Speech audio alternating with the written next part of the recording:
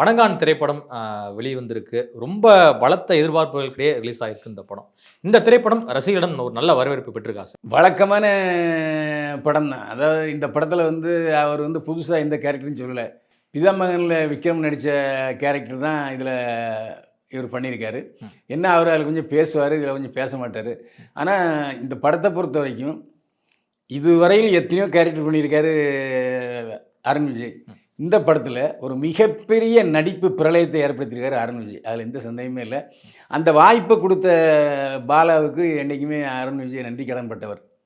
ஆனால் படம் ரொம்ப ரத்தமும் சதையுமா இருக்குது.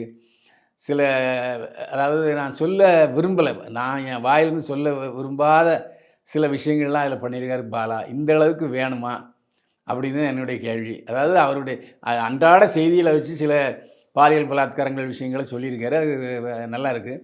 ஆனால் ஒரு படம் என்பது பொழுதுபோக்கு விஷயங்களை உள்ளடக்கியதாக இருக்க வேண்டும். அதாவது கசப்பு மாத்திரையே இனிப்பு முலாம் பூசப்பட்ட விஷயமா நம்ம சொல்லணும். கேப்சூல்லாம் அப்படி தான் இருக்கும். அந்த சூழ்நிலையில் இவர் ராம சொன்னனால கொஞ்சம் பெண்கள் கொஞ்சம் அசியப்படுவாங்க. குடும்ப பெண்கள் குடும்பத்தோட போகிற படமாக இருக்குதான்னா அது இல்லை.